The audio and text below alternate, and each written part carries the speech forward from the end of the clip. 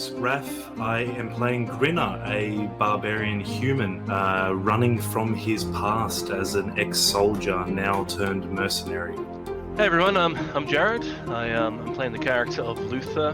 He's a Dhampir. He is a fighter that specializes in firearms, a bit of an investigator, and I am the great-great-great-uncle of Grinner. Hi, I'm Jacob. I'm playing Tithla, the Goblin Ranger.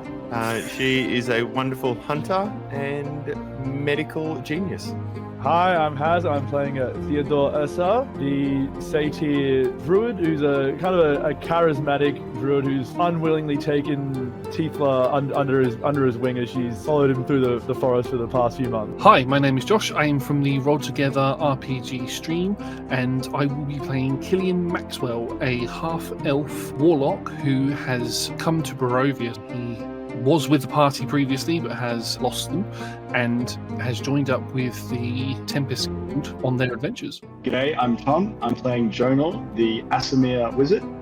He is on the pursuit of good and evil, finding out the best and worst in this world, and he's doing that with a little bit of naivety and optimism. And I'm Owen, the Dungeon Master of our Curse of Strahd campaign.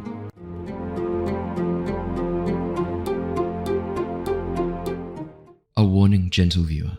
Curse of Strahd is a horror-themed Dungeons & Dragons campaign, which means you may hear adult language or adult themes throughout this episode.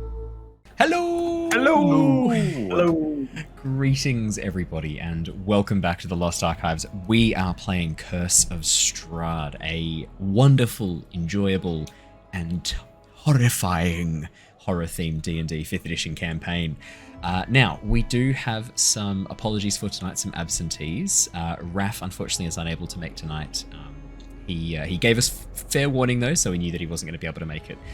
Jared has had a sudden power outage in the last, I think it was like hour, so we're hoping his power comes back on again and he can join us tonight.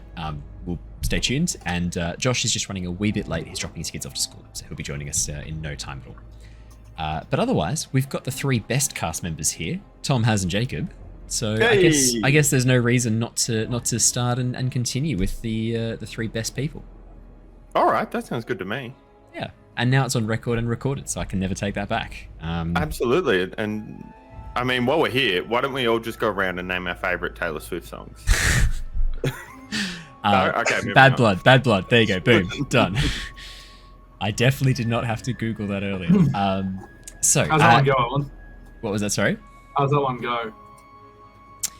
It's really hard. I've got the song Bad Blood by Bastille stuck in my head, and so when I've got that stuck in my head, I'm unable to sing. You can hum another. that. Sing that one. That'll do. That'll do. Yeah. I feel like it'd be really insulting. No, I'm not going to go get the saxophone. It's in storage. It's currently in a taxi box somewhere in, I'm not sure, on the Gold Coast somewhere, so no, later. Look, when I get it back, sure, you can bully me into saxophones again, but right now I can't access it. Can only do... fake fan over here. Exactly. The only fun announcement I have to share before we start our session of Curse of Strahd is that there are more sessions of Surviving the Aftermath coming. There's going to be lots more. People have been enjoying it. I've been enjoying playing it, so I've recorded a few more, and I'll be chucking them up in between D&D episodes. Basically, we're going to finish the main quest. Going to finish off and 100% the main quest on Surviving the Aftermath, as well as the 2 DLC quests. After that is finished, there's a lot of really good multiplayer games that have come out, just sort of dropped casually. Pal World, obviously, we've spoken about a little bit, but one I haven't spoken about is Enshrouded. Yeah, I was going to say, have you seen that? I have. I bought it, jumped in. Yeah, it's really fun. I jumped in and played around with it for about an hour or so. The building is so good. The building is brilliant. So, cool. Yeah, we'll figure out how we want to run that. We might do some stuff with that as well. And I think that could be a really, really fun game to play next. But if there's any suggestions you have for me for some single-player games, chuck them in the comments, because I'm always looking out for new games to play and record when I get a bit of a spare moment before work sometimes, or if I'm on a lunch break, just to record half an hour. So chuck any suggestions. We are obviously going to be doing a bit more of the Wandering Village once the new update comes out, but that's, I think, still about 2 or 3 months away. So if there's anything you've seen single-player that you want me to check out, chuck it in the comments. I'll give it a go. That's all the fun announcements I have to share. Tom has a fun announcement to share, though. very adorable, and it's got 4 legs and is a type of golden retriever puppy. It's a delight. They got It's much an more absolute specific delight. very quickly. I'm so excited to hear what it is. Yeah. Yeah. Look, just life is great. It's running around. It's super cute. So Fully your endorsed. Getting a retriever puppy. Do it. your new puppy Noodle, how long have you had her for? Like 2 days, right? Since yesterday. Oh my We God, not got even 2 home days. At 7 p.m. yesterday, Queensland time, so bang on 24 hours now. So you've already abandoned her. For D&D. How rude. How rude. Don't put the dagger in. To be fair, Tiv's having a great time. Tiv's probably stoked to have some one-on-one time with the pup so that Noodle loves her more. I know that's what I Ali was did working with from our home. dog. She was in the city. So, like, this is now her time with Noodle. Get some one-on-one time. So, And is yeah. Noodle a retriever cross or just a pure-blood retriever? just straight. Straight just retriever. straight. Nice, because I know you were Yeah. looking at retriever cavalier crosses for a little bit as well. We but, were. when the It's right just puppy that- comes along, you don't get picky. That's right. And you're just like, every golden personality is honestly golden. Gorgeous. So, Yeah, yeah. Hey. Yeah. they're well named. They're well named golden retrievers. No, that's awesome. Accurate. Cannot wait to Yeah. meet her in person, Tom. And I'm I excited. know Lumi and Lucy can't wait to have a new friend too. Yeah, they're gonna get along well. And when Noodle's a bit bigger, Roy's gonna have someone who can finally tackle him. Yes, that'd be great. Roy will be stoked for that when he has. He loves puppies. He absolutely loves puppies. That'll be brilliant. And yeah, obviously all of our dogs are vaxxed, so Yeah, good to go. easy. Brilliant. Well, now that I obviously I'm not going to make you go and get Noodle for the stream, but if you do happen to, That's actually, just for the streamers before we start recording. Yeah, you know, you've you gotta actually watch the already stream, sent Twitch me- stream. You've already You sent get me a additional picture. content. I might chuck a picture on the Discord if you're happy for me to share that cute one of just Noodle's face, just for those in the pets. Yeah, Or do you want yeah. to share it to the pets thing Absolutely. of Discord? Oh, yep, sure, I can do that. Doesn't have to be right do that now, after but the- I after the think session. there'll be some people who'd be really keen to see Noodle, and that would be Yeah. a great place to share a pic of Noodle. Look, you really should. So can you post really some should. Noodle Tom pics in the wanted to. Discord, please, Tom? You're getting mad G beef. Cool. Yeah. Brilliant. I like how you made that much more innocent than I had. Yeah, I swerved away. Thank you. Swiftly swerved. Let us do our intro and our recap, and we will jump straight back into the session then. Obviously, I'll be playing the characters of Luther and Grinner for tonight, and I'll play Killian until Josh joins us. Alrighty, let me pull open our notes from last time. Our series has been following the adventurers of the Tempest Adventuring Guild. Theo, Luther, Jonor, Grinner, Tithla, and newcomer Killian, an adventurer from a distant land. Having become trapped within the realm of Barovia while searching for some missing adventurers, the team have been travelling west in search of an escape. With Tithla's burns still requiring medical attention, and Killian suffering from a vampire bite, the team have made the journey westward to the village of Kresk, and the Abbey, located in the mountains high above. This journey was made partly in the company of Nikolai and Stella Wachter, the last surviving children of the Wachter family who also needed the assistance of a healer, Stella having suffered a mental break following exposure to an unstable portal in the town of Vallaki. Having detoured slightly away from the Wachters to visit the Wizard of Wine's vineyard, the team have now reunited with them at the Abbey of St. Markovia. Greeted at the gates by two misshapen humanoid forms, Otto and Siegfried, two mongrel folk who reside within the Abbey walls, the team were quickly able to confirm they were here for healing and posed no threat to the monastery, the two mongrel folk leading the team into the Abbey courtyard. After a short wait in which the team discovered strange sheds containing insane mongrel folk nearby, the abbot emerged from within the walls. Inviting the group inside, the abbot first healed Tithla's burns, removing the burnt and damaged tissue and regrowing fresh skin in its place. While Theo and Luther discussed the existence of a secret lockbox said to hold some goodies that they had learned about from the Vistani, Jonor had some insights into the true nature of the abbot, realizing he is in fact a Deva. Meanwhile, Grinner seemed rather impressed with the magic on display and attempted to recruit the abbot against Strahd and the other dark power active in Barovia, offering his own body as a trade, specifically allowing the abbot to swap his damaged liver for a fresh one from a werewolf. Unfortunately, the success the abbot had with helping Tithla wasn't repeated with Grinner. As the transmutation magic began to spiral into chaos, the party could only watch on in horror as Grinner's teeth began to elongate, his eyes turning a bright yellow. Quick intervention from Luther and Jonor, however, helped prevent the transformation progressing any further. While it looked like Grinner had been spared from becoming a real werewolf, it was quickly revealed that Rose had not, appearing as an aggressive lupine form. With Grinner only barely able to keep his rage under control, it was revealed that Rose's werewolf transformation is now tied to Grinner's emotional state. So in other words, she's fucked. While all this was going on, Killian and Tithla had a visitor, a strange pale elf named Calathard, who convinced Tithla that she was in fact a long-lost companion of his, Tanya. Despite some confusion, the situation was eventually teased out, Calathard making his way into the abbot's study in the hopes of locating him. Theo rolling a nat 1 to try and impersonate the abbot. But where we left off was with Jonor and the abbot, heading up the spiral staircase to the floor above. Gentle, soft music glides through the air. A raven-haired woman covered in scars sits at a stool, playing an ornate golden harp, and she has a striking resemblance to Irina. That is where we left off last time. Jonor, we're going to jump straight back in with you. For sure. As you turn towards the figure, you hear the abbot call out, "It is fine, Vasilka, please. Keep playing, you need to practice a little bit more, huh?" As the scarred woman smiles, cocks her head.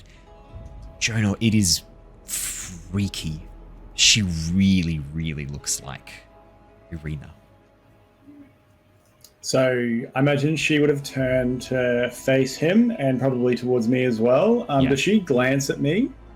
Or am Yeah, I she does. She smiles and goes, "Oh, hello there."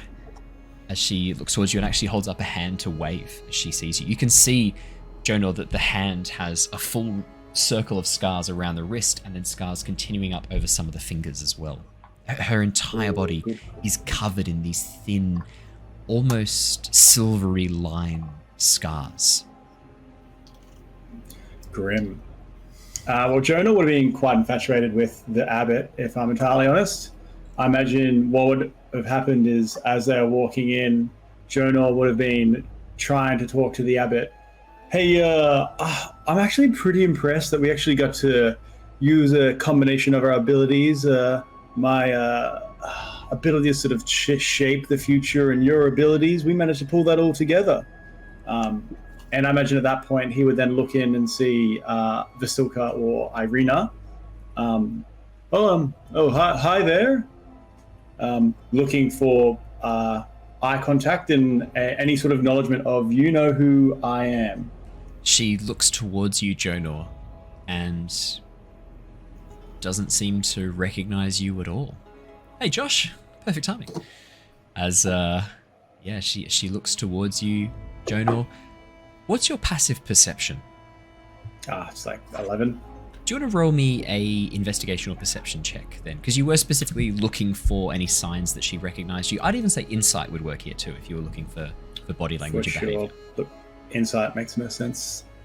Always your choice. Yes. Not 9. insightful. No sign that she recognizes you, Jonor. And as you look at her, there's something not quite right. You can't quite put your finger on it. Unfortunately, there's something there, but you're not sure what it is. But she definitely doesn't recognize you. Well, Jonor's like walking behind the abbot. He turned, said that to her. He sort of like stopped walking a little bit, glanced at her, and just kept on walking. And yeah, Abbot. Well, the casting of that spell, did it feel any different for you, or? It felt very different. I could feel a sense of guidance and light. Oh, please, Vasilka, do not let us disrupt you. Please go back to your playing. And then he sort of pauses for a second, looks at you, Jonor, looks back at her and goes, "You have seen her before. You look like you recognize her, Jonor." Yeah, a little bit. I think I have seen her before. Maybe an old painting somewhere, perhaps. No, not an old painting. This is someone I've traveled with before, actually. What? You can see his whole demeanor change, Jonor. He goes almost like muscles tense as he turns towards you slowly, and you can see surprise and something else behind his eyes. Unfortunately, with your inside of 9, not sure what else that is.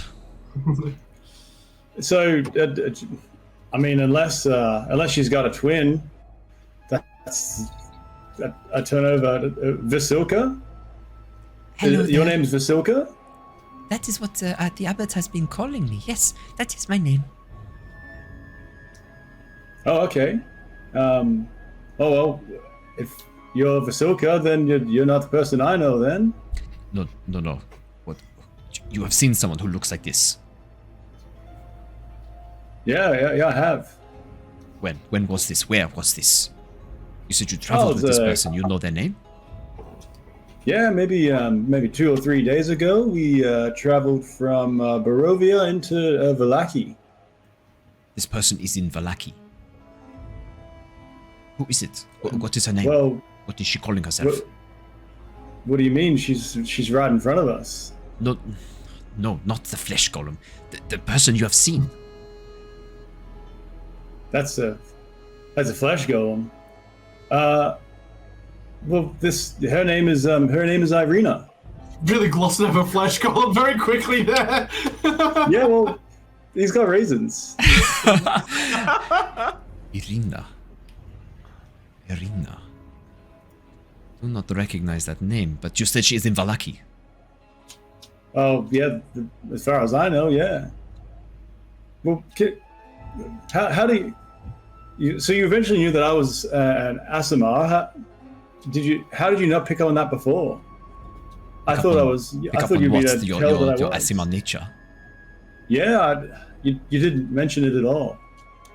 This is not important right now. I need to go to this. Where would I find this woman? Irina, where would I find her?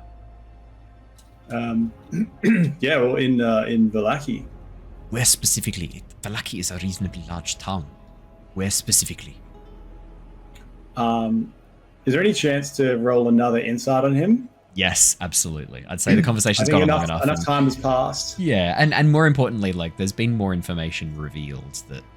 And he's changed his tune and not listening to what 17. Jonor. There is an intensity to the Abbot. An intensity that you haven't really seen before. This is a man who is desperately wanting information from you.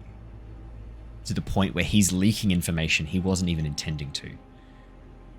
He needs this information. Whatever it is, whatever it is about Irina, something there is vital for him. And he is capable and willing to do a lot to get that information from you. Okay. Knowing that. I happen to quite like Irina, so are you going to turn her into a flesh golem? Like, you're not going to... I see all these slices around the wrist. It's not how flesh golems work. No. She will not come to any harm while she's in my care. I need to find her and talk to her. Oh, okay, good. Oh, sure. Can I ask about what? Do not know Can I yet take a how message? much. Can I take a message? Do not know yet how much I can trust you. Your companion Grinner has already spoken to me about plans to work against the ruler of this land and his dark shadow. No. All I will tell you is that this might be a way for me to escape these lands for good, and you as well, if you help me with this. All of you. This might be a way out for all of us. Yes, if we play this right, all of us may finally escape, and I can feel sunlight once again. Okay, well, we could all go there. That's definitely on the cards then. I do not know if I can. How quickly can all of you travel? If I was to, I am planning to fly to Vallaki tonight. You can fly. Of course. I guess the Eva, you got wings. That checks out. I was. Look, you give us a bit of a head start. Once, long ago. No longer. I'm a shadow of my former self, starved of light, withered. But if I can do this, if she has been reborn and I can give her to either one of them, we could escape. We could be free of this place. You mean you or us? All of us, me, you, anyone you want to get out. We could bargain. If we play this right, we could get anyone who wants to leave out. Yeah. We mustn't overreach though. He would be so angry. We must. Okay. We will keep it. Look, Keep it to we small numbers. You and your friends only. But you must tell me where I can find her. Sure. We'll get tracking. And so, if you care anything about your Deva form and you're looking to reach the light once again, I think you do want to talk to Luther. So how about if we get packing and head that way, then you might be able to actually reconnect with Lysander or Lysander, actually. So we can make a move on that one. That is too slow. This is if we can get her and bring her here, I can keep her safe. But it is imperative that the others have not noticed her. When you were with her, were there any people following? Was she under watch? Did anyone notice her? Anyone note her appearance or make a comment on it? Did anyone seem surprised by her when they met her or saw her? No one was surprised to see her. Just the ones that held dear to her were the ones near her. Like we enjoyed her company. How is it possible that the others have not noticed? The two of them have not noticed her being reborn here. If they have not noticed, this is a chance for all of us to escape. Where is she, Jonor? You watch as the abbot reaches out and places a hand on your shoulder. A grip, tight, begins to crush your upper clavicle. Sure. Not breaking, but like, this is a very strong man. You are a very spindly wizard. Yeah. Are you gonna promise me you're gonna take us with us? Isn't gonna be an abandonment? No, of course, no. If you help me, I will take you and all your friends out of here. As a note, Tom, something you might have missed that Jonor probably wouldn't have. He did say, give her to either one of them as a bargain. Continue on as you will. I don't remember that. That's what I thought. I assume Jonor's eyes lit up at that. It's like, ooh. Ooh, selling people. Just like my favorite game, Pal World. So is it fair that Jonor would know that? Because he definitely said it. Yeah, he definitely said that. Yeah. Yeah. Okay. Possibly. Human trafficking, yay. Bargaining with the people. I'm at this point trying to grab his fingers and push them off my clavicle. What do you mean? Could I get you to make a strength check, athletics or acrobatics check? I'd say to get his grip off your. Yeah, I'd say you could sort of like dexterously slide out. Yeah, so athletics or acrobatics. I put athletics because. No, fair enough. 11. Jonor, the grip only tightens as you try to wiggle out from it. Okay. Yep. All right. Fine. I think she's in the temple in Vallaki, the holy town. The church. The church. Yes, I have been there not that long ago. Right.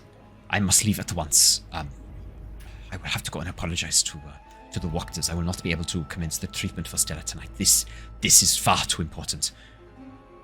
Come. I'm sorry, Jonor. We must get downstairs right now. All right, let's go then. All right, let's leave.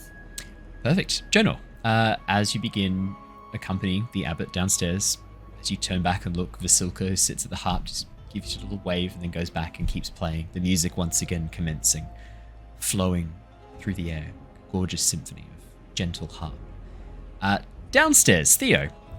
We left off last session as Calathard, the very tall, pale, we think high elf or maybe Winter Eladrin, had just opened the door to the abbot's study, and you had gone, I am the abbot. With a natural 1, Yeah, as you watch as Calathard pauses for a second, looks at you and goes, "You know, that's rather strange, because the description I had of the abbot was it was a large, tall gentleman with no body hair. You seem to have a rather abundance of it, particularly on the below the belt area, as well as some hooves too. Some sort of satyr, No, hybrid, mongrel folk." I was, as you described, until recently, I did some medical experiments, as the abbot is known for doing, and ended up with goat legs. I was experimenting with were-goat organs, and I half transformed. No, I'm going to divine something, and you're going to be gobsmacked. Your name is Theo. No, I am Mr. Abbot. First name Tony. The goblin who I thought was my friend spoke of you. No, I'm not falling for this bullshit. Where's the abbot? I think he went upstairs with our angel friend. Got an angel here. Oh, I think he is an angel. What type of oh, you're speaking metaphorically. Well, never mind. What happened to this one? As he looks over at Grinner. Grinner slowly turns, looks, goes, "I got fucked up." Well, like I said, medical experiments, he got half transformed into a wolf, much the same as I got half transformed into a goat. As Grinner turns to face him, Calathard recoils. Ugh! Sniffs the air a little bit and goes, "Oh, smells like wet dog in here. No. If that's what the abbot does, I don't think I want to." Yeah, who are you, and what do you want with the abbot? Calathard, looking for reports. I was with a group of people, but I lost contact with them. One of them looked a lot like your goblin friend. You haven't seen any other goblins around, have you? Actually, surprisingly, no. She is the only goblin I've seen. Yeah. Well, usually you get attacked by 3 or 4 groups of them by this stage in an adventure, but this has not happened. Not the case on Lustea, but funny for the jokes. So let's stick with it, eh? Right. No, I was hoping that maybe some of my companions would come here for healing, but unfortunately it doesn't seem that way. What other companions do you have? We are also in search of companions, or not companions, but we came to this land in search of missing adventurers from our realm in Lustea. Is this this guy doesn't match one of the descriptions that we're looking for. No, it doesn't at all. Yeah. Well, I'm looking for a young goblin, Tanya, who looks remarkably like your goblin friend, Tithla. I'm looking for a half-elf, short hair, slightly pointed ears, a hunter. We'll have a large crossbow with him. Older gentleman. Often goes by nom de plumes, other sort of aliases. I believe he's used... what are some other ones he's used recently? Damien? What was that, sorry? Damien? Damien? No, I don't think he's used the name Damien before. No. I believe he's used... what has he used? Rictavio at some point, I think? Ah. Well, yes, I know the Rictavio. You know Rictavio? Well, yes, we are good friends, or casual acquaintances. Where did you last see him? Well, I mean, truthfully, I do not really know much about you, Calathard. It would be remiss of me to give out information on a friend to an unknown quantity. I can't fault that logic. This place is rather dark, and people aren't always what they seem. If I could produce some proof that he's a friend of mine, I believe I have a contract here that we all signed at some point. Let me have a look. As he begins, pouring through. Do friends usually sign contracts? Well, it was a contract of sale for a cart that we all helped pitch in on. See if I can find it. Was this cart a bit special in a way, in that it was hard to access if you weren't around or some such? Oh, that does sound like him. Yes, he generally does like to booby trap things. Does Van Richten? Let me have a look here. Sorry, Rictavio. You know him as Rictavio. Oh, that's fine. And did you travel with a younger woman as well? She Esmeralda, was that her name? Esmeralda? Esmeralda's here. Yes, we know her as well. I didn't know she was here. She's a student of Van Richten. I thought he'd cut ties with her. Well, I mean, ties can be harder to cut than you'd imagine. Oh, he's going to be furious when he finds out she's here. you're both and Mr. Rictavio not from this realm originally? No. We're from a place known as the Sword Coast. Forgotten Realms. Oh yes, no, we have a friend from there as well. Yes. Oh, do you? Oh, the one out there. Yes, Killian. You didn't speak up enough about that. I'm going to go speak with him. Well, to be fair, he's been a bit fucked up, so you have to it looks forgive like him. a vampire bite, didn't it? Yes, he was horrifically injured. We're about to get that cured, and I don't foresee anything would get in the way of that cure happening in this very evening. So that should be sorted out very promptly. Oh, good. Well, while he's still recovering, I'll just go talk to him. Rest up, my poor afflicted man. Ugh. As he looks at Grinner again. No, he is afflicted. I am just Theodore. I'm conflicted about punching you in the face right now. What did you call me? As Grinner leans over and looks towards him. He says afflicted, Grinner. It's a compliment. Oh, I am pretty afflicted, aren't I? Oh. As he looks down at himself. Was there anyone else who travelled with you, Esmeralda, and this Van Richten? Oh. And the Goblin? Sorry, I slipped my mind. Yes, an Aarakocra, a birdman? Eagle-like plumage, large white head, big pointy beak. Does he have a name? Longclaw. No, not the description of him. No, that's his name, Longclaw. If he has a name, he hasn't used it with us. That's the one he goes by. I see. Well, I've not seen him or the Goblin. Well, that's it. That's all of us. It's just the four of us. Well, 5 if you count Esmeralda. Well, 6 if you count the injured man in bed. The way you spoke made it sound like you, Van Richten, and Esmeralda came here intentionally. Oh, no, not at all. But then if Van Richten came here and you said Esmeralda, presumably sounds like she followed. It sounds like she came here intentionally. I couldn't speak to her intentions. You said before you got here.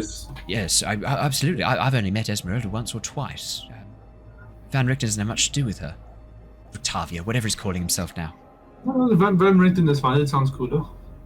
Well, that's his actual name, so that's what I know him by. I mean, his real friends would know his actual name. As Calathard sort of does a bit of a shrug. Okay, you're not getting any information out of me, Calathard. Well, that's fine. Well, go talk to Killian. If, like I said, I'll speak no more unless there's either something to be gained or some kind of insurance that I would not sell out to friend. I'm not going. I mean, I didn't find the contract. I don't have it with me. Maybe he has. That's even more suspicious, to be fair. But the fact that I knew about it. Just the fact that you would bring up things you don't have to try and convince me that you are friends with him. Sounds like you're perhaps a debt collector. Maybe I have an Vanotype here somewhere. Maybe I have a. And he reaches in and pulls out a square piece of paper. And as he turns it round, you can see there is an image, not painted, but captured on the paper. A photograph. What is this? You've trapped an Vanotype. Very careful type of magic and chemistry combined to create a still capture of and how did you get them out of there? No, they're not trapped in there. It's just an illusion. It's like a static illusion that you don't have to use magic to sustain. This is most impressive. Is this common over in your Sword Coast? Oh no, Killian never mentions this. I spent quite a large amount of gold on this, on getting this commissioned. It is of the four of us. And as he holds up the picture and shows it to you, you can indeed see Octavio or Van Richten with his white wolf next to him. You can see this fellow Calathard, the eagle Aarakocra Longclaw, and a goblin who you would swear is Tithla. If your life depended on it, you would happily place a bet that this is Tithla. Well, Tithla has never mentioned. I've known Tithla since she was. No, I'm not doing this again. We had such confusing conversation out there. It's not. This is clearly her. You have your magic trap. I have now sufficiently been convinced it's not Tanya. That's Tanya. Maybe she lost all of her memories, or I tried that. I don't think so. We tried that. We went down that pathway. We explored that fully.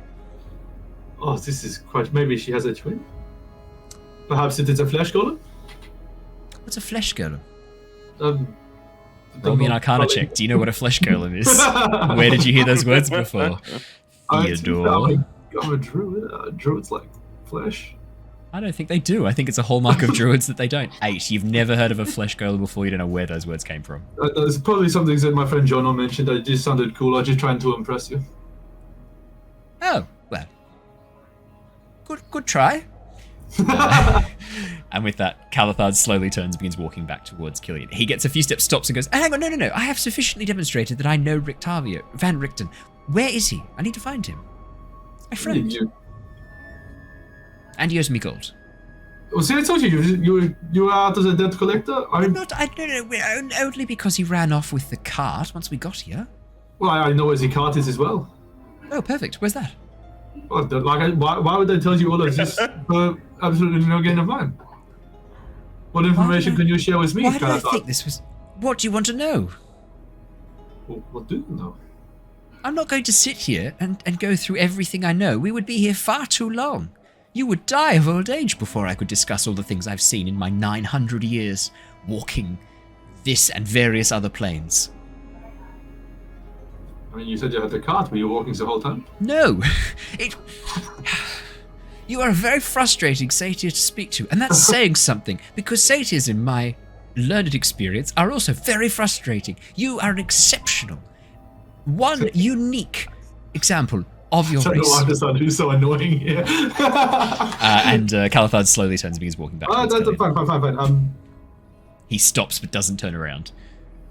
You hear him sigh. I apologize. It is a confusing time here. My friend was half turned into a werewolf. My other one was bitten by a vampire. My goblin friend now looks exactly like your friend. All very confusing. But you said Rictavio owes you gold. I give you his location and Esmeralda's location, and perhaps a finder's fee is due. It was a glib statement about him owing me gold. He doesn't actually owe me gold. I just thought it was a funny thing to say about a friend. That's fine. Well, we last saw him just outside the Vallaki. Esmeralda was heading there too from the lake between Kresgen and Vallaki. You'll find them there. Lake Bartok. It's Lake Bartok. The old wizard's tower. Sounds on the shore there. That is where we saw Esmeralda. That is where the cart was. She crawled off from there to Vallaki. If you were quick, realistically speaking, she probably only just got to Vallaki now. Okay, well, a couple of days' travel. Yes, I thank you very much. He slowly turns back around and faces you, smiles, bows deeply. Thank you very much.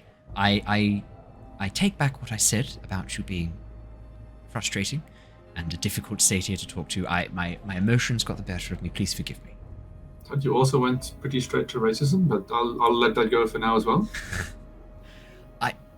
I did. Thank you for letting it go.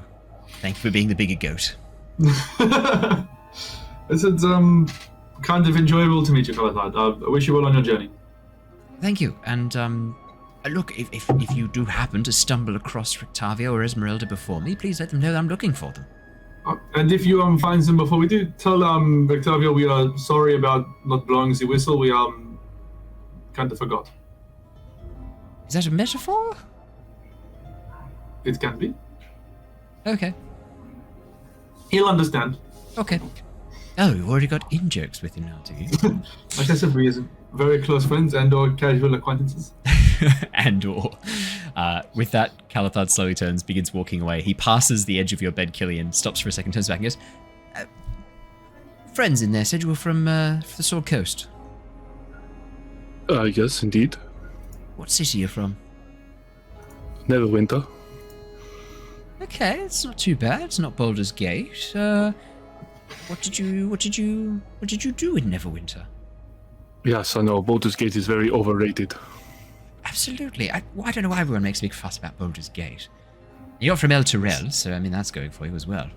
Bunch of stuck-up snobs. Yes, that disappeared. Oh, it's back now. Oh, is it? Yes.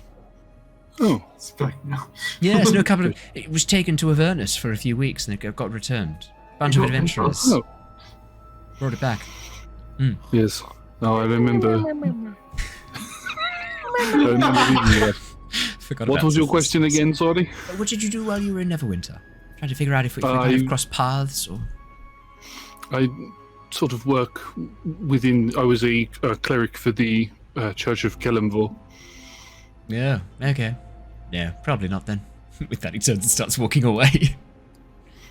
Nice to meet you. Nice to meet you too. I hope you get back safely. Or at least I get back safely. If you come back too, I guess that's fine.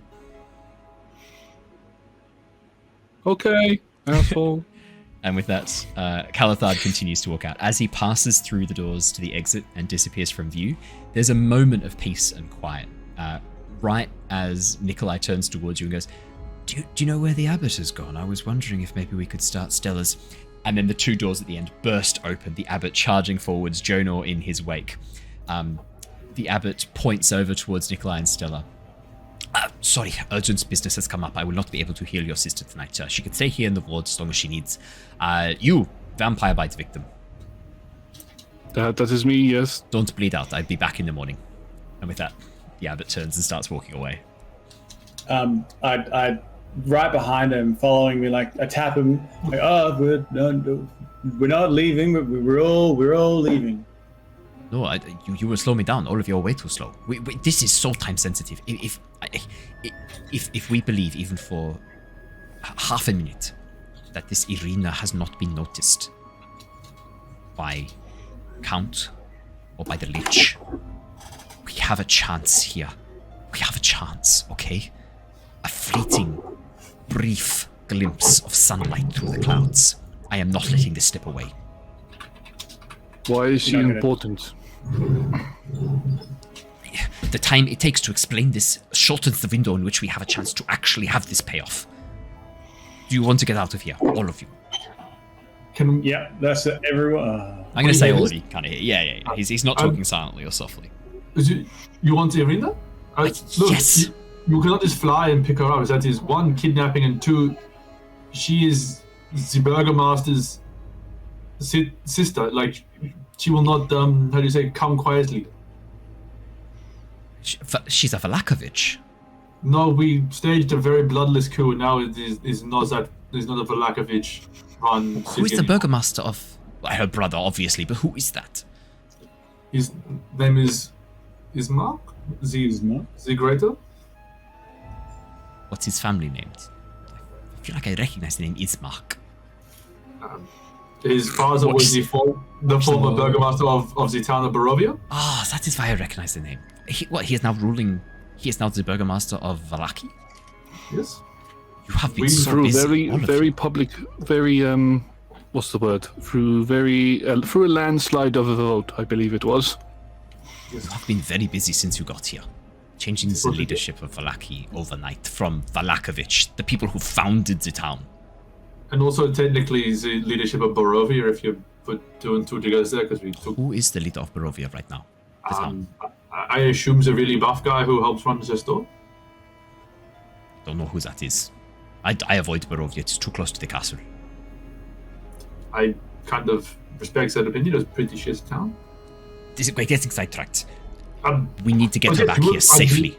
If you do not bring us with you, she will not trust you enough to just come with you. If we are there, she will do, and Ismark will do pretty much exactly what we say.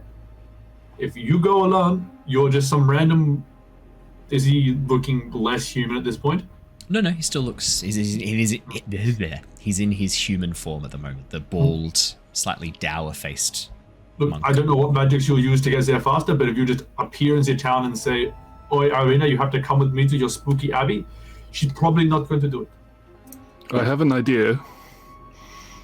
Yes. Theo, why don't you turn into a smaller creature for the Abbot to carry, and then you could talk to Irina? This I could do.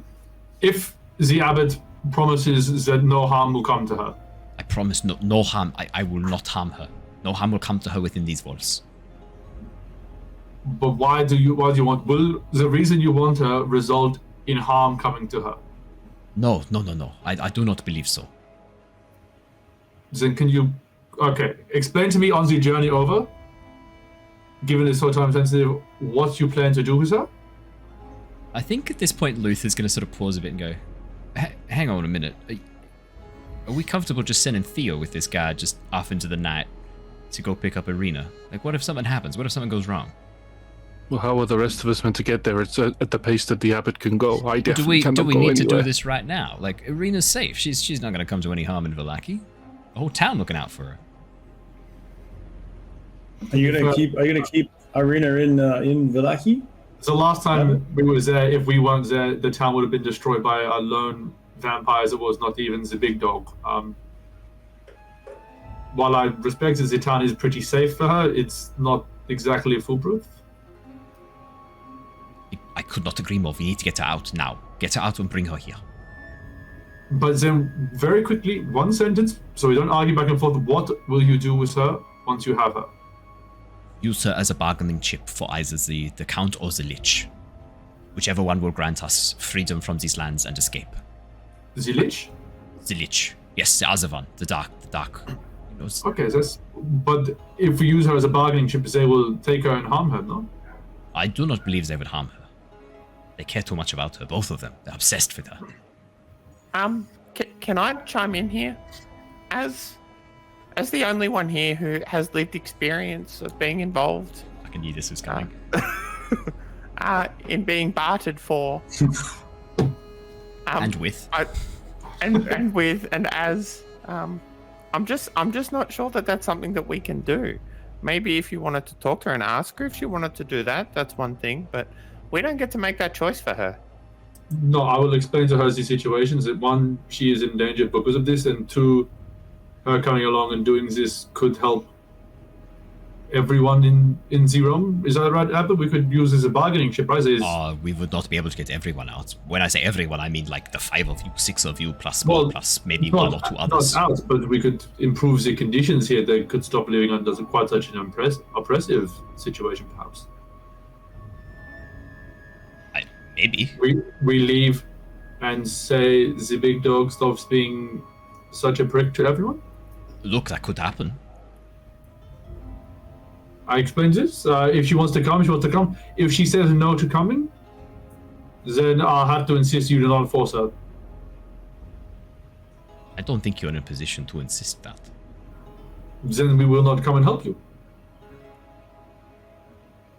I don't think he needs I'm our help. offering you a chance to get out of here. All it costs, all it's going to take, is one life.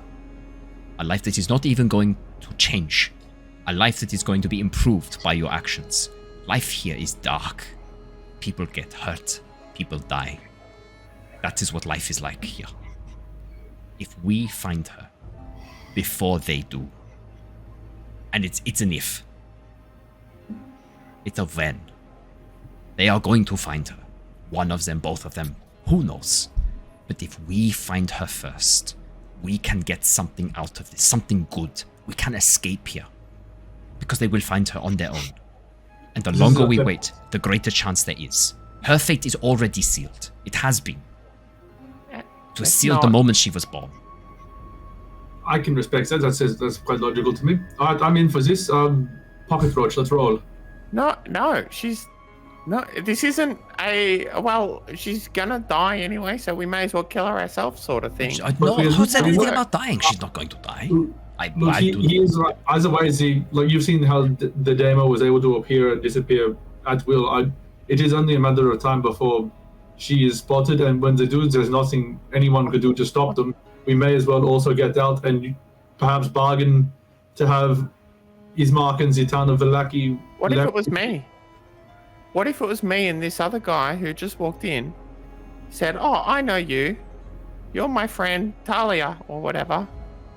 You have to come with me now, and you can all go."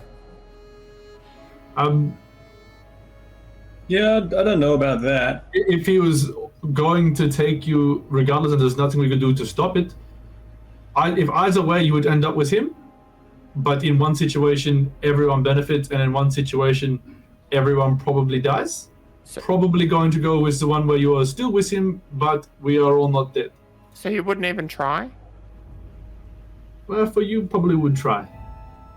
Well, I've known you since you were like 7. I would probably die before anything happened to you, but And she's like that for somebody else. this is why I will give her the choice. But I will explain to her exactly what is at stake either way, and either way how it probably end up with her with them.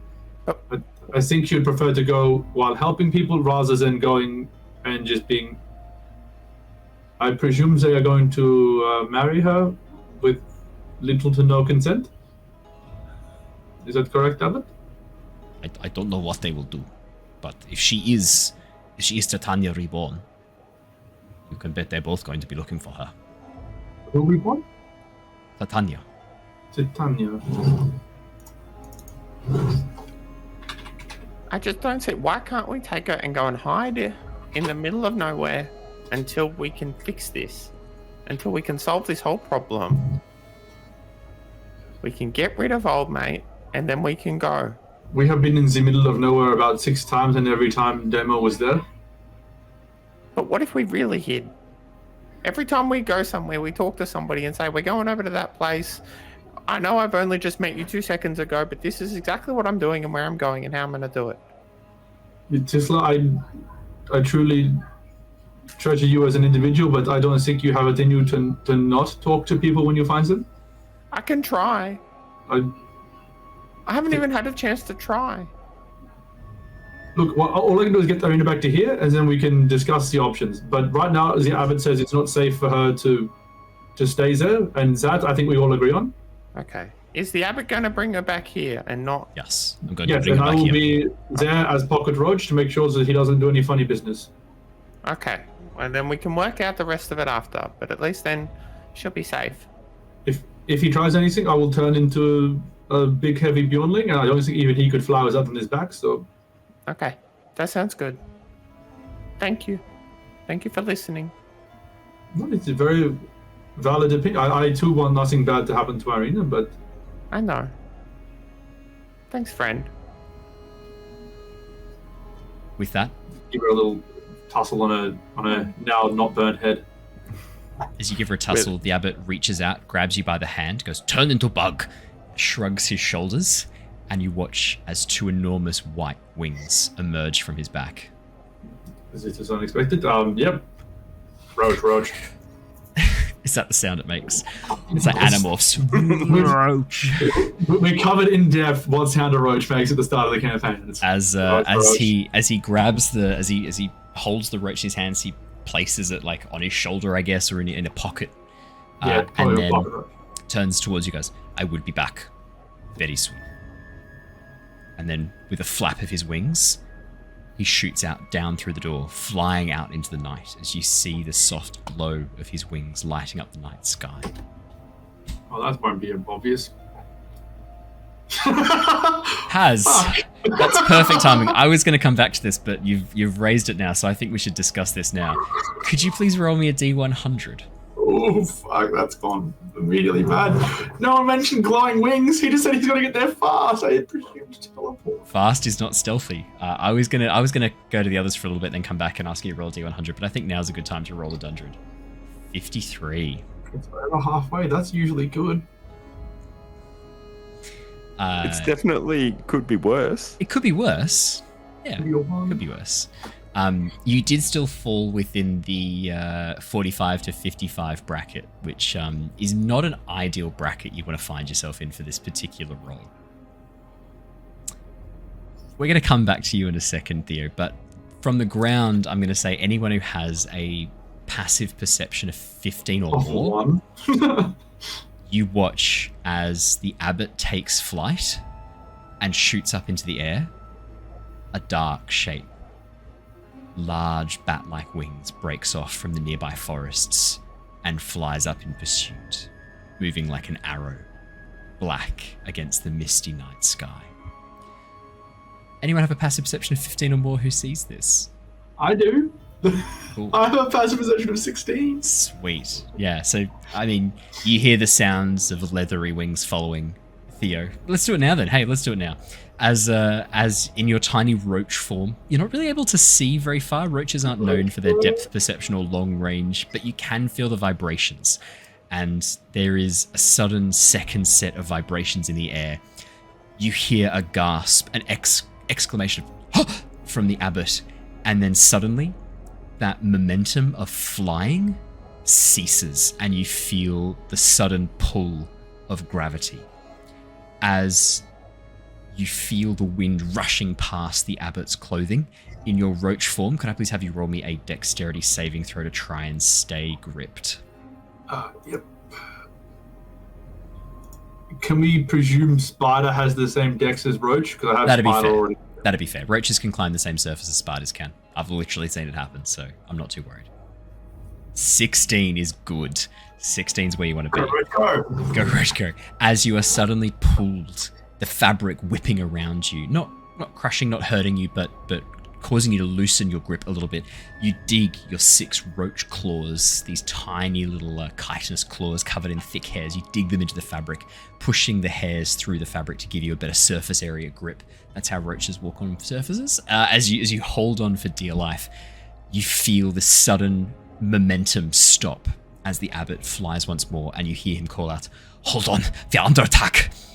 And then suddenly there's a blast of heat and flame. Theo, does a... Oh, you're in roach form. Does a 12 hit a roach?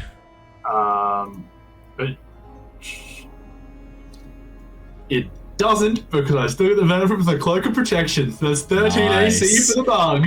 Very, very nice. As the flames move across, do they really not hit a roach? What's the roach's AC? Is it 10? I should be the same as Spider. Spider. AC is 12 for Spider. So That's 13 with the Cloak of impressive for a Protection. spider. Really? For a tiny spider? This is small. They're kind of hard to hit. They have nimbleness on their side. That's a good point. I will They were +2 for Dex, which I think is 10 plus Dex. Yeah. No, that's just crazy. I'm just blown away by how good spiders are as a... Yeah, AC being called AC is just a weird thing because it's not just hitting you; it's how you can dodge as well. It's really easy weird. to be hit, really, but yeah, It should be maybe DC for like dice criteria. I've got mad strong Roach chitin. Roach chitin. Now, as the flames lick across the abbot's clothes, whatever this blast of magic was, this blast of flame, the protection of the abbot's clothing combined with your natural roachy chitinous exterior protects you from the flame. Yeah. As the sound of wing beats gets stronger, there's a sudden splash of almost like a warm wetness, and your roach senses taste blood as there's a sudden strike. That sensation of falling resumes once more. Theo, what do you do? Roach. I'm Just just going down. Just sit in the pocket, roach. Yep. If he dies, I'm just going to scurry away pretending to be a real bug. Cool. Okay, fantastic. There is a... Actually, can I try and poke my head to see what's going on a little bit? Absolutely. Would you like to roll me a perception or investigation check, your choice? Yes, I can. Gonna be perception. Excited. 21. Theo. The abbot is under attack. He has already taken some pretty bad wounds, but you can see he has drawn a longsword. From where you're not sure, you didn't see him use this before, and it wasn't on his person or in a sheath, but he now is holding aloft a silver longsword. But the edges of the blade are etched and dulled. Probably this was once perfect, silver and full of light, but it has aged and worn, and you can see where the silver has marked and degraded. Attacking him is a large bat-like form. Massive, enormous, leathery black wings. A humanoid central torso, but the head is this elongated bat head. No hair, massive bat ears, and this dislocated lower jaw filled with razor-sharp teeth. Claws, as long as your forearm, emerge from this creature's hands. As it strikes again at the abbot fending off the attack with the longsword before reaching into his pocket, not the pocket where you are, pulling out this small golden a small golden amber, and as he mutters under his breath, a flash of sunlight emerges from this gemstone. You watch as the creature closes its eyes, shrieks in fear, and begins taking flight away from the abbot. As the abbot holds open his hand, you watch as the amber crumbles into dust, and as he slowly begins to fly forwards, you can hear him muttering under his breath, got to make it, Vallaki. But you can see one of his wings is partially severed, and he is flying lower and lower. I can't slap a healing word into him in this form. I'll have to wait till we hit the ground if we do. Okay. As the abbot laboriously... He doesn't have anywhere to talk to me mentally, does he? He wouldn't know to do that? Yeah, it doesn't seem like it. As the abbot laboriously flies, you can see him... Yeah, clearly he is losing blood. There are a number of wounds. They are slowly starting to knit together, some of them, but the damage to his wings seems to be pretty bad. Something he can't just heal on the fly. Literally, as it were. As he gets lower and lower, you can see the town of Krezg beneath. The abbot desperately trying to stay aloft. Was that how far we made it? We didn't even get out of Krezg. You were like over Krezg when this happened. That was quick. Sorry. That's okay. If you'd rolled lower than that, it would have been entertaining, but not quite as brutal. Above that would have been interesting, and I would have looked forward to describing that. But this one, the attack while in flight, pretty bad. As the abbot tries to maintain his momentum, you hear a crack, and one of his wings, just something clearly has severed in the bones, and you watch as the wing tumbles underneath him, and he just drops onto the guard tower overlooking Krezg, smashing into the stonework before rolling to a stop on the ground. Could I have you please roll me another dexterity saving throw to avoid being partially crushed by this, Theo? Yeah, that's cool. I'm gonna pop out of it pretty quickly anyway, but yeah. So let's waste some good rolls on that. 18, fantastic. As the abbot rolls over the top of you, you just crouch low in the pocket, roaching, and avoid taking any significant damage. You only take 4 points of bludgeoning damage from this. Well, I pops you back out anyway, I think. Yeah. His pocket tears open as you suddenly re-emerge back as a satyr form, crashing into the ground right ahead of him. And then I immediately heal. Healing word? Yep. How much HP? 6. 6 HP, nice. As the wounds begin to reknit, the abbot looks up at you and goes, how did they know? They were watching, waiting. How did they know that I was going to leave tonight? Maybe they weren't watching me. Maybe they were watching you. Were you followed? Up the mountain, were you followed? Not that I know of, only the guardsmen from the front of Krezg. We saw no one else. We need to get back to the abbey, that creature. I have skated away for now, but... Oh gods. What if it heard our conversation? What if it heard what we were saying? Then we have all the more reason to get to Vallaki. My friends can handle the abbey. They are more powerful than you give them credit for, and that elf that is there looks like he can handle himself as well. I can't expose myself right now. If that thing goes back to its master, he will be here before we can get to Vallaki. Oh no, what do we do? Then we're screwed either way. But the abbey will not help us. All we can do is try to... We are safe in the abbey. They cannot breach the abbey walls. How can they not? If his master could breach anywhere in these lands, you know this? No. The land underneath the abbey is not of these lands. It is of my home. It is of elsewhere. He cannot walk upon it. It will burn him and the lich. Okay, so we'll be safe in the abbey, but then we leave Irina, this Titania reincarnated, to suffer and die. No, we need to. You need to go. You and your companions need to go.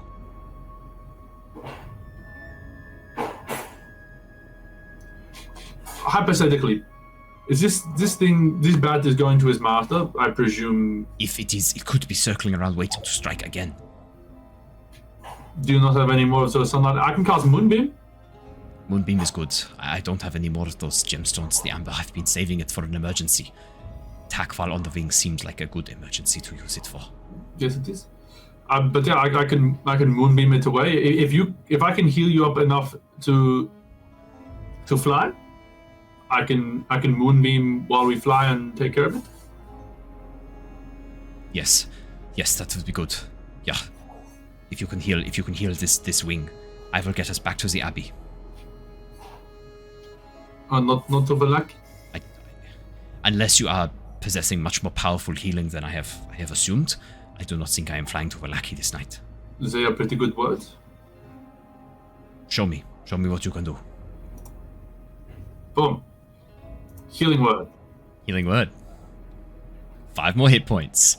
As the wounds begin to slowly knit closed, you can see the abbot also is healing on his own. The wing still partially broken and torn. If I do this, heal. Amazing. The Lord said. Another 5 hit points. Okay, as you begin working away, essentially powering in, 16 points of health back into the abbot as you fill him with this natural magic, this the bounteous healing of nature. You watch as the abbot, the light slowly starts to come back into his eyes, and he joins in. He begins weaving the magic, trying to heal his broken wing. Haz, could you roll me another D100, please? All right, let's go. All right.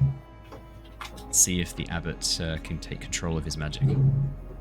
66. Execute order 66. You watch as the bones begin to crack and move into position, the abbot wincing as they do so, and you see skin, flesh, and muscles grow across and re-knit, forming the wing once more. But where the feathers regrow, where once they were white, now are this dull grey. I'll take it. But they do regrow. The abbot sort of tests his wings a little bit and goes, okay. Yes, thank you. This will work. We can still get to Vallaki. To Vallaki? To Vallaki. I think we was the original plan, but we will not be able to fly her back. We will need to use some other magic. I may have something. I may have something I can use to get us back to the Abbey. I got it. Well, let's ride. Do you want to carry me in person form so I can cast Moonbeam? I am not sure I am strong enough to carry you in person form all the way to Vallaki. Is there some other way I can carry you where you can still cast spells, or no? No, if I transform into my wild shape, I lose the ability to cast spells, unfortunately. Maybe in that case, transform into something small, but something that I can hold and carry, maybe like a cat or something like that, and then so that you can see danger coming, and I can talk to you. And then if you need to pop into your Satyr form, you can still cast magic. Can you speak telepathically? No, not something I can do. Okay, so that would have been very helpful. It's like a cantrip, but that's fine. That's fine. Okay, I can be a cat, but I mean, doesn't have to be a cat. I was just thinking something with night vision that can see well in the dark. Yeah, cat is good as anything else. I've seen a cat. I can be a cat. Very well. All right. A cat. As you slowly transform into a cat and the abbot picks you up, you hear, "What in tarnation's going on out there?" And you watch as a familiar guard begins to move around, holding a lantern aloft, trying to see through the gloom. And as he spies the abbot, he sort of pauses for a second and goes, "Oh, sorry, abbot. What are you doing out here?" Hello, Sergeant Goblin. You're in cat form. Oh, shit. Meow. What are you doing here? What the... Are those wings? And with that, you watch as the abbot flaps down hard and takes off into the air. Whoa, my stars! As the abbot takes off, disappearing into the night sky above. Theo, we're going to leave you for the moment. Jump back with Tithla, Jonor, and Killian. I did want to mention, Jonor is infatuated with this man or being because he's got some of his supposed same blood. He would have wanted to watch him fly away, seeing that gold shape take off. He would have been watching, I would say. And I'm hoping I wanted to pose to you if there's a chance he would have seen any of that happen. Yeah, do you want to roll me... Yeah, if you're actively watching, do you want to roll me an active perception check? Or investigation, your choice. Ooh. Look, being honest, it's a perception. Investigation's better, but...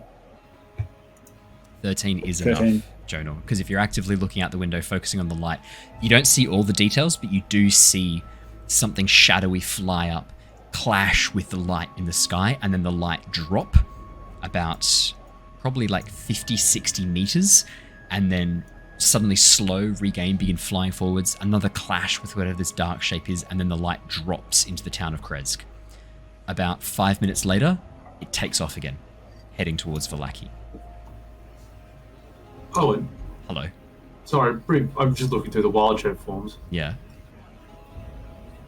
Is there any chance you'd let me go cranium rat?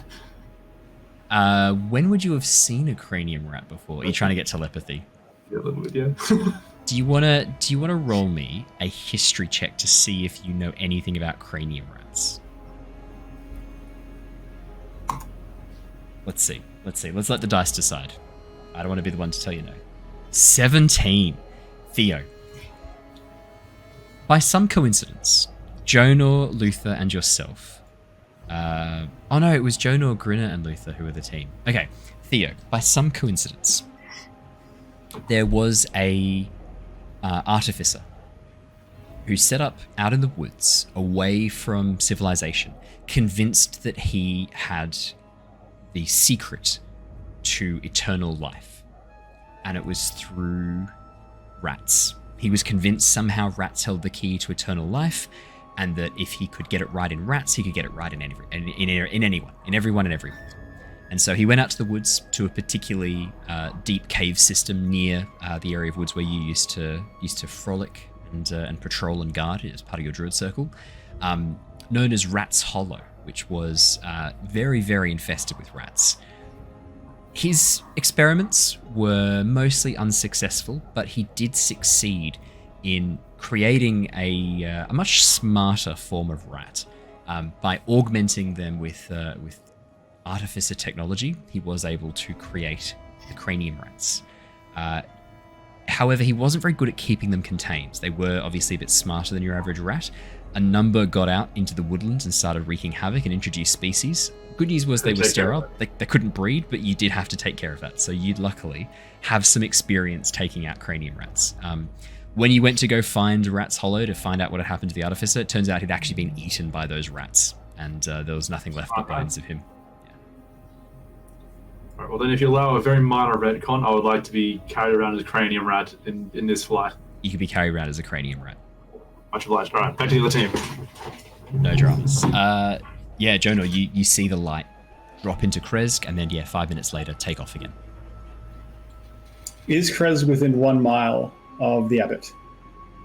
The Abbey, sorry. Ooh. I will need to quickly consult my map. I think it probably would be, though. Let me have a quick look. That's a really good question. It's a really good question for Jonor. Look.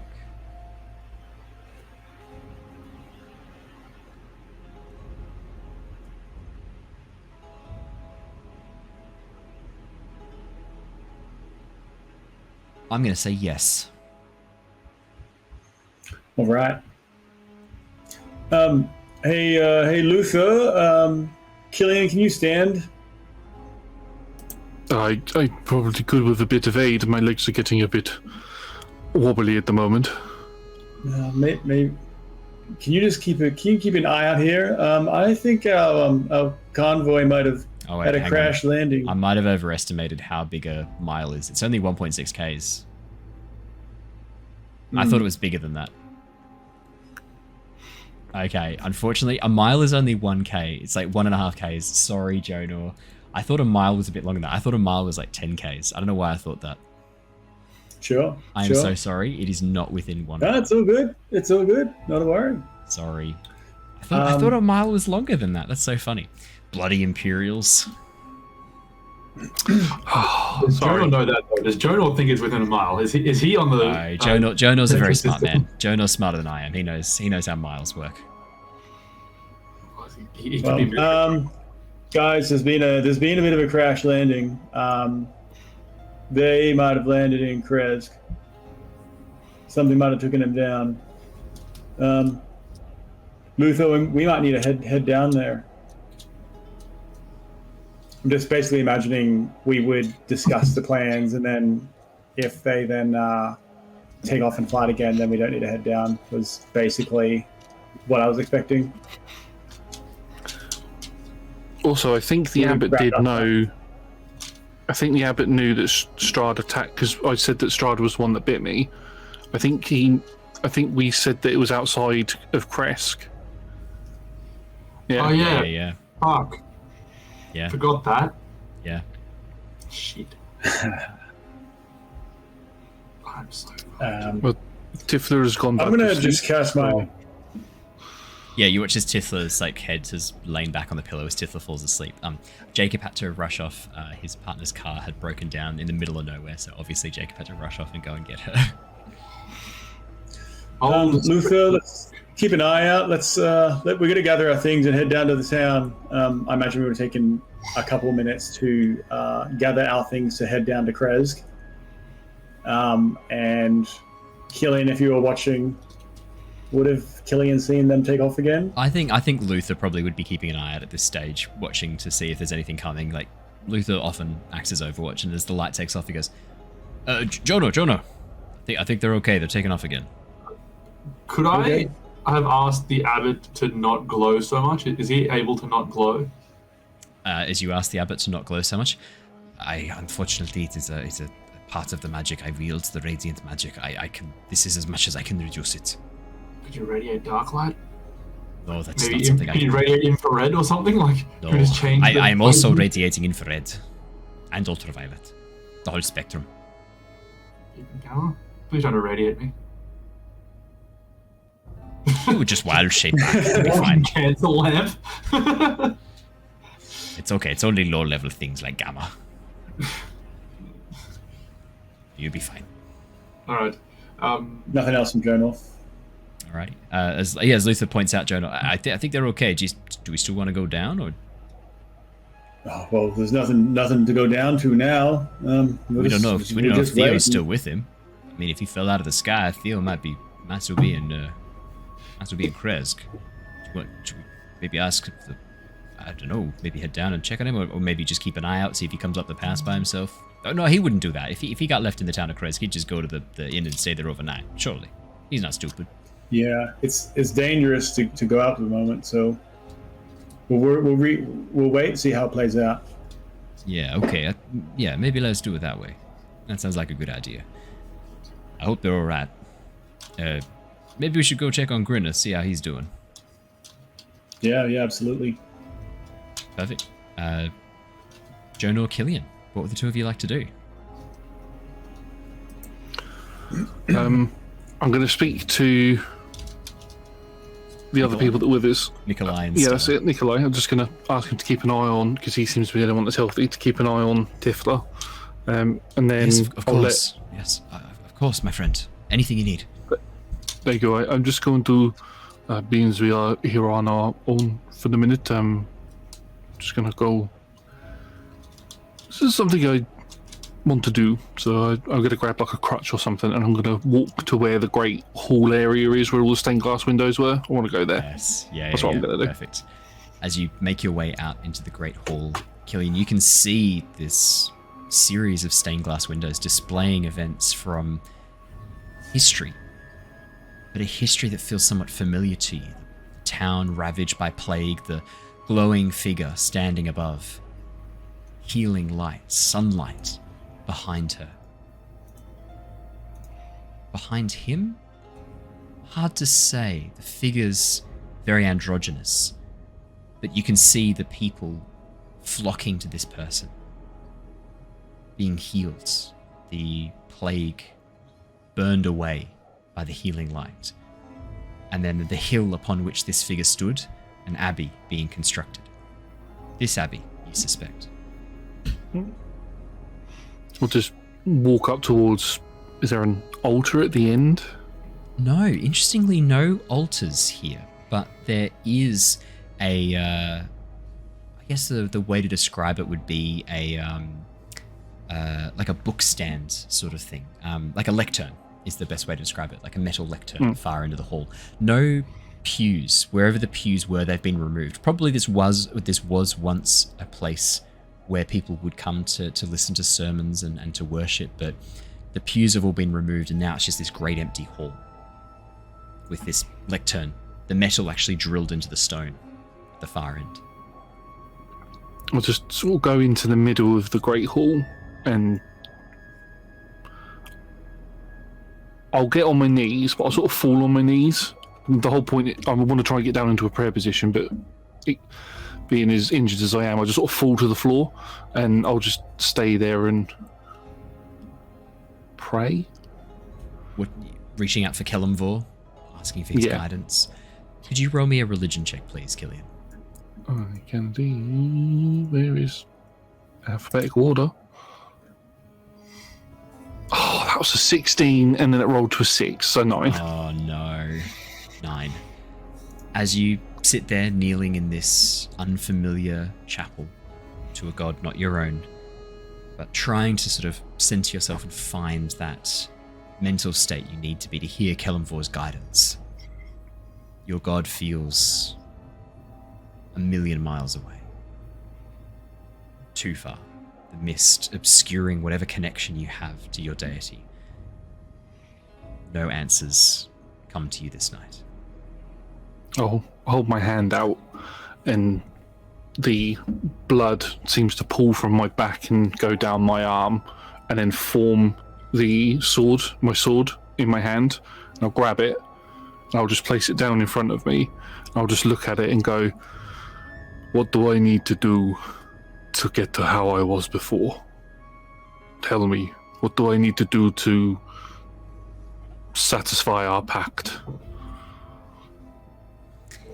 Killian, there's a moment of silence as you stare at your reflection. This sort of warped, darker reflection of yourself in the blade constructed of blood. And then suddenly you watch as your reflection turns and cocks its head a little bit. And as you slowly tilt the blade so that it's facing you perfectly, you can see the reflection slowly smile as it looks at you. Blood, Killian. Only blood can heal you.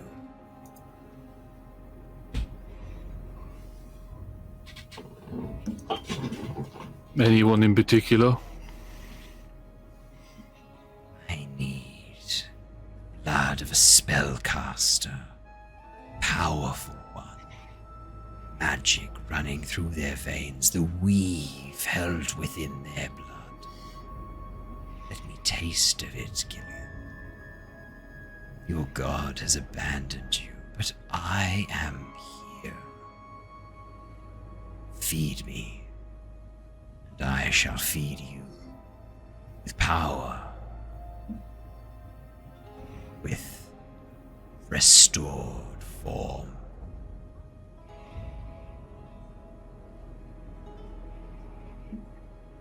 Okay.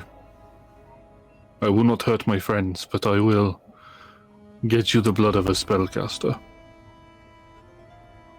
Good, Killian.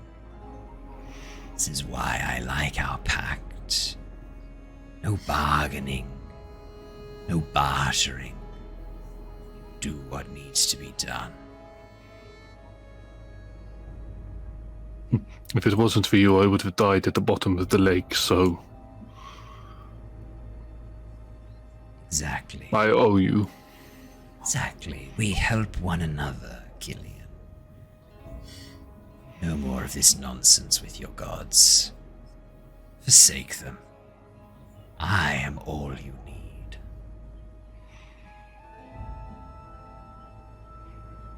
Can you do something about this? Like Should what? I hand the stamp? Yeah. Can I have it what? back?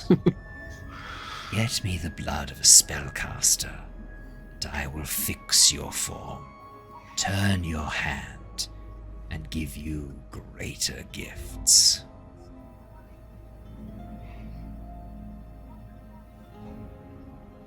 I'll see what I can do. Good, Killian. Very good. and with a ripple, your reflection returns to normal on the blood blade. I'll dismiss it. It sort of turns back into blood, goes back into its position. I'll stand back up and then I'll walk back towards the infirmary wing. Perfect. While that's happening, Jonor, what would you be doing? I was there when I saw Tithla's procedure going on, and Yes, there you was a were. particular detail you mentioned about the healing. He's not here, but hey, Tithla, Yeah?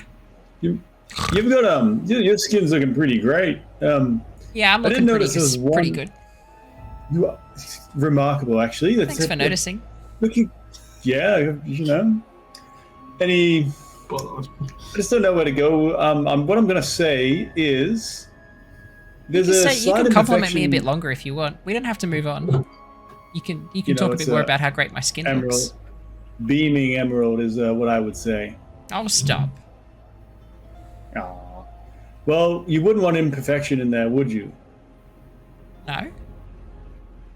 I might have noticed one little imperfection. I think somewhere on your skin where some of the healing happened. I wanted to have a bit of a peek at it, if that's okay. Well, it depends where it is. I think it was just near your collarbone. It's if you say no, that's completely that's fine. fine. But No, that's fine. just after the sort of erratic behavior of the abbot, I'm starting to question if he's really all quite good. And I just want to check he hasn't put anything on you. Tithla reaches up and pulls aside her tunic, revealing the skin on her left collarbone. You did describe there was a Single diamond. scale. Yeah, single scale. Yeah. Is that there? It is there. Yeah, a single emerald scale. It's very hard to spot because it blends in with her skin color really well, but there is indeed a single, almost like a snake or lizard scale position there. Tithla, because of her head position, cannot see it. She can't get her head in the right position to see where this is. It's just not quite in view. Am I perfect? I am, aren't I? Yeah, honestly, I said emerald, and you got a little bit of is it sparkling emerald? Does it shine, or No, is it's it innate? a dull Sure. scale. Sure. If you get the light in the right point, there's like a little bit of a sheen to it, but it's not sparkling crystal. For sure. It's like lizard scale. I just want to have a little bit of a poke of that. If it seems more lizard-like, How hard are you going to poke? I'm just gonna have a look at this point. Maybe like a mild little squeeze, if that's okay. Oh, like popping a pimple. Okay. Yeah, that's it. If it doesn't seem magic in nature, he's gonna go for like medicine himself. Definitely. So I think that's a good call. 17. 17. Jonor, as you examine and investigate, it's like it's grown there. It's like it's been there her whole life. There is a single scale, perfectly grown in amongst her skin. Like some strange mutation, almost. And with a 17, as you reflect on that, you remember the mongrel folk. People with misshapen, mismatched animal traits. Tithla, this tiny lizard scale. How do you feel, Tithla? I feel good. I feel a bit sleepy. I feel good otherwise. No unexpected thoughts? No. I mean, I'm a bit worried about Theo. He went off with that slightly strange abbot. But I mean, he did heal me perfectly. And it sounds like everything went well with Grinner. She wasn't there for any of that. your She's healing. got no idea. She doesn't Great know. healing for yourself. And Grinner is, he's Yeah, he's Grinner himself. hasn't come out. so- Is Grinner okay? Should we go check on him? It's still I think wild you that just somehow gotta we stay prioritize Grinner's liver over getting Killian actually fixed. I don't know how we let that happen. I'm pretty comfy in bed, but is Grinner okay? He hasn't come out of the room. That's actually a good point. Just thought he'd like to spend time with his best friend, Oh. That's kind. You think he thinks of me as a good friend of his? Oh, I meant me. But I guess you too. I mean, you've probably known him longer. Jonor has known him much longer. I'm just gonna keep a watch out on for the Abbot and Theo. I leave at that point. Oh, okay, bye. Is it okay? Did you pop the pimple? Yeah, it's like a lizard scale. You're fine. Sorry, what? What? No. He just walks. No, hey. What? As you slowly walk away, she like reaches up, tries to feel it, and goes like, Just feels like a bit of dry skin. Jonor, I think you should listen to the medical genius. It's just dry skin. Yeah, well, if you say so, sure. Perfect. Let's jump back with Theo. I would love you to roll me another D100, please, Theo. Okay. Come on, baby. This would be a great time for you to roll a 1. If you were ever going to roll a 1 for me, 28. It's not great. Look, no, it's okay. Remember, I often randomize my roll tables, so they're not in ascending or descending order. It's just randomly allocated. Although 1s and 100s are normally always. Yeah, but we're gonna probably guess whatever I roll is gonna be a bad one here. Okay. The Abbot's flight over the land between Krezg and Vallaki, he's flying as quickly as he can, but you can tell quickly that the damage that was done to him, despite your healing, it is a labored flight. And what's worse, the mist seems to be thick and rising tonight. Before too long, the land below is swallowed by a thick, dense fog, much like how it was that first night when you investigated the manor house in the village of... Oh my god, I forgot the name of the... The Durst Manor? The village. The Durst Manor is where you popped out. It was Dowbridge. Dowbridge was the name of the village. As you investigated the village of Dowbridge, that same night where the mist covered things and made it impossible to see, it's even thicker here. And high, too. Normally, flying above would protect you from the mists, but you can see the mist swirling and rising up. Tendrils of almost what looks like tentacles of mist rising up and curling over themselves before slowly lowering back down into the sea of fog below. The Abbot towards you calls out, "It is very hard to navigate with this mist as thick as this is. I think I might have to go down to have a closer look, unless you can see better than I can or pierce through this fog." I can make light. Okay. Is that in your rat form you can make light? Yes, it is. Allegedly, the bonus action, the cranium rat can shed dim light from its brain in a 5-foot radius. From its brain? Yeah. Holy shit. Could I get you off the red brain radius? Could I get you to please... Yeah, the radiation's caused your brain to glow. Could I get you to please roll me a perception check, Theodore? I'm lowering the DC because you are casting light. Yourself. Is that a 24? I'm quite perceptive. While the mist is obscuring the Abbot's vision, in a nocturnal cranium rat form, with so you have 30-foot dark vision as well. With light shedding from you and your incredibly good eyesight, as well as a keen sense of smell, which the mist cannot fully obscure. While the mist can dull scents that are carried in the air, it can't obscure them. You can smell the stench of smoke, the acrid wood smoke coming from the chimneys from the town of Vallaki. You can just see through parts of the mist to see the land below. But you can also hear very acutely with your rat hearing. And it does not take you too long to help get the Abbot back on track, flying towards the town of Vallaki. And as the mist begins to thin out over the top of the town, the Abbot slowly lowers down, dropping just before the gates and pulling his wings back in before placing you on the ground in your rat form. Very nicely done.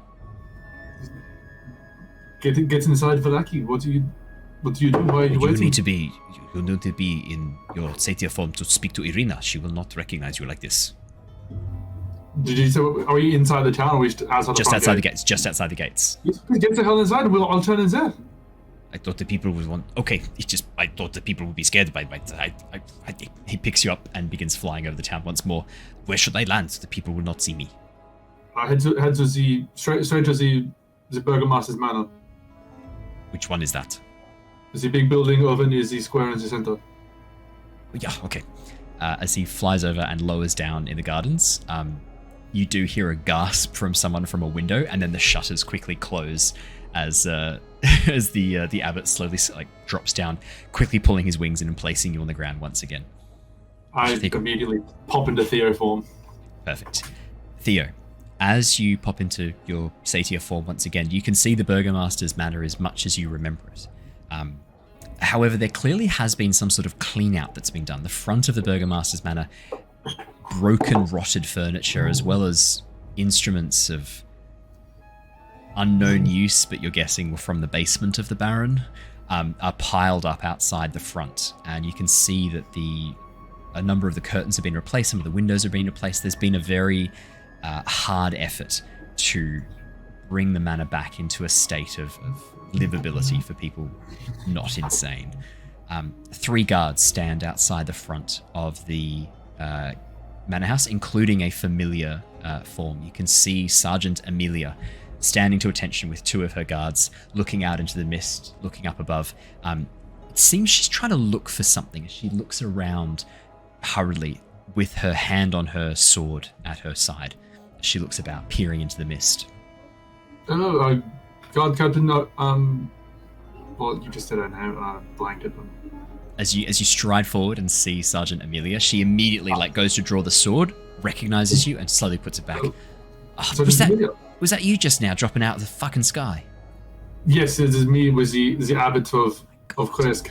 Could you give us some bloody warning next time? I almost had these boys pissing themselves. Time is of the essence. Where is Mark and Arena? We're inside.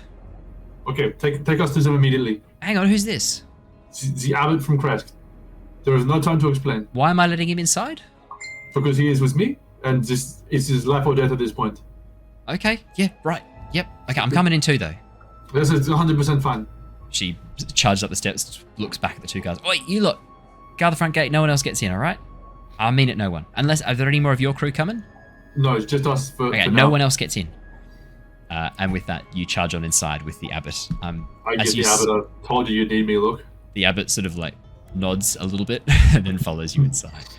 As you step inside, you can see the inside of the manor. Again, there's clearly been some renovation done to fix this up that's well and truly underway. More the demolition part of the renovation. The repair must be coming slightly later. But as you step inside the main hallway, you can see the stairs leading up to the top landing, but off to your right, a doorway opening up into a dining room. And seated there, you can see Ismark is currently digging into what looks like a bowl of hot potatoes, essentially, that have been slightly fried. As you step on in, he starts and goes, Theo, hello. Ismark, where is your sister? Upstairs in bed. Okay, come with me immediately. We must find her. Whoa! We're not going up to her bedroom. I'll go get her. What's going on? Okay, so that's fine. We need her immediately. Something important has transpired. It concerns both of you. Yeah, sure. Let's go now then. Please, time is of the essence. Yeah, right. Yep, let's go. Who's this? As he begins running up the stairs with you behind. This is the Abbot of Kresk. I didn't know you made house calls. Is everything okay? Is Irina hurt? What's happening? Provided she is safe upstairs in her bed, everything is okay for now. If we get up there and she is not, then we have a big fucking problem. As you charge upstairs, Ismark pauses at the top of the landing and holds up his hand for a second and goes, Something's not right. Something's not right. Can you hear that? You can hear the sound of wind rushing through from under the door, dappled light streaming in. I just push past it, but I open the door. As you go to open the door, it is locked. I put my shoulder through the door. Great. Can you make me a athletics check, please? Yes, I can. So ready. so ready for a really good roll here. Come on, baby. 16. 16 is good. Theo, despite not being a very strong satyr, desperation lends you strength. 13. Plus 1. That's not too bad. Yeah. It's not too bad. It's probably about your strength in real life as has, would you say? Yeah, roughly. Which is significantly better than me. So as you put your shoulder to the door and charge through, the door caves in and splinters. You can see the windows are wide open. Irina stands before them. Her hair, long and black, flowing out behind her as the wind streams. And in front of her, hovering in place in the window, you can see a ghostly form. A hand reaching out for her. Golden hair, whipped back, almost like perfectly shining, this like brilliant blonde gold. Smiling face, a young man. Not too dissimilar in appearance to Strahd, but younger, more handsome. With a big smile on his face as he reaches out. And you can see Irina is slowly reaching out a hand towards him as well. I would like to use my, for the first time, mirthful leaps ability for my extra long dive. I just wanted to just dive at this to knock her out of the way and try and slam the window shut. Amazing. Your mirthful leaps lets you leap. I think it's like double your jump distance, doesn't it? It gives a D8 extra in feet to the long jump roll, which I think is a standard 10 feet you can jump. You can. I'm not going to make you roll. That 8 feet is the length of the room. If you're, oh no, it's a D8 that you get to add. Roll the D8. Let's see. Plus whatever you usually get. Plus whatever you usually get. Yeah, I think your normal long jump is not huge because your strength's not massive. But let's roll the D8. Let's see what you get. Yeah, 4. Yeah, no dramas. Like the room's only like 2 meters, 3 meters wide. Like you just, as you leap forwards and tackle her to the ground, as soon as you kick the door open, you watch as this apparition slowly turns towards you, the golden eyes suddenly turning this dark red as it looks at you with hatred and anger. And as you spring towards her, you watch as the hand slowly begins to shrivel, this almost like desiccated corpse-like appearance sweeping across it. As you knock her to the ground, grab the window, and as you look at it in the face, you watch as its face slowly twists and sinks in. Don't you? And then you slam the window shut, and you watch as it mouths. Goodbye, Sergey. As I shut the window. Do you say goodbye, Sergey? Yeah. As you do so, you watch the eyes widen in shock. And as you slam the window down, a frozen handprint slowly begins to grow across the glass cracking underneath the sheer cold of this hand, as the figure looks at you with hatred burning in its eyes, and then slowly fades away. Did Irina seem to be in some kind of trance, or was she just... She definitely seems to be in a trance, yeah. And as you shake her... Just because it looked hot for a minute? Jesus Christ, girl, I thought you were smarter than that. No. She was definitely in a trance. And as you shake her, you watch as her eyes sort of slowly focus again. She goes, Theo, hello? Thank God, we're not too late. What are you doing in my bedroom? What is the last thing you remember? I heard a voice calling out my name. And then I felt really sleepy all of a sudden. And I don't remember much else. But the voice, it sounded so soft, so sweet. I don't remember anything else after that. Hello? As she looks up at the abbot, who's standing there wide-eyed as he stares at her, mouth slightly agape. Let's head back downstairs to Ismark's office where it's safer and more protected and there are no windows. And then I probably owe you something of an explanation for this. Yeah, that'd be good. She reaches over, pulls the sheet off her bed, the doona, and kind of wraps it around her, noticing the abbot really like staring at her wide-eyed as she sort of pulls it around her. I realize this is the abbot of Kresk. Did we ever get his name? He's just called himself the abbot. This is the abbot. I believe you are probably aware of his existence, if not had the pleasure of meeting him. No, we've never had the pleasure, but I do know of you, sir. If you could give me but a moment to get dressed once again, I will join you outside on the landing.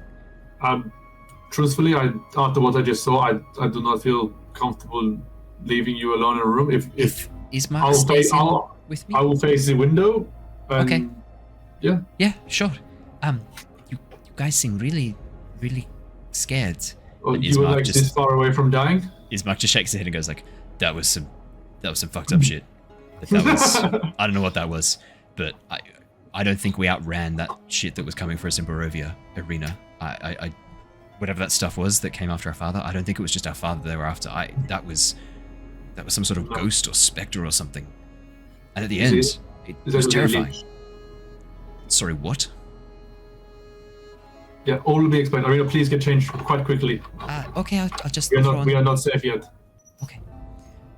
I think as Irina quickly gets changed, throws on some clothes, and then heads downstairs with you, I think that is a good place to wrap up, because that'll be a good conversation you can have. And I think, even though the characters won't be here for it, I think it would be good for the players to be here for that bit, and that could be a very interesting conversation. Operation Don't Do Too Much Story stuff didn't quite pan out for us, did it? No, look, as I said, I as a DM, I will always try, if we're one player down, I continue as normal. If we're two players down, I try and slow the brakes a little bit.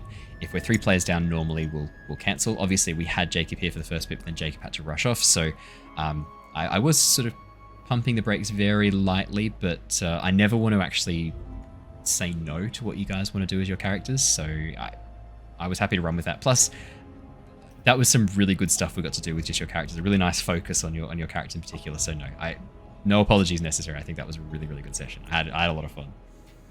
And again, cliffhanger again. A lovely, good cliffhanger. I do love to end on a cliffhanger. Also, Harrison is progressing the story as always. Yeah, getting going. What were you going to say, Josh? I can't remember what I said. That's all good. No dramas. If you remember, just let us know. Thank you so much for joining us, everybody. It has been lovely having you here for another episode of Curse of Strahd. We will be back on Wednesday with more Return of the Giants. But we're going to go and raid another channel. We're going to go raid Crit and a Miss. They're playing Starfield. I do normally like to raid another group playing D&D. Let's quickly see if there's anyone else playing D&D. Jump in. Who do we like the look of? Oh, I think we've got a group called Root of Fluke who are doing, it looks like their first episode of a new campaign. We should definitely go jump in. That is the right thing to do in the situation. Let's go raid them. They're Aussies as well. So I will quickly get that loaded up. So thank you so much, everybody. Until next time, stay safe, stay well, and we will see you all again very, very soon. But until then, goodbye, everybody. Bye. Bye-bye. Bye.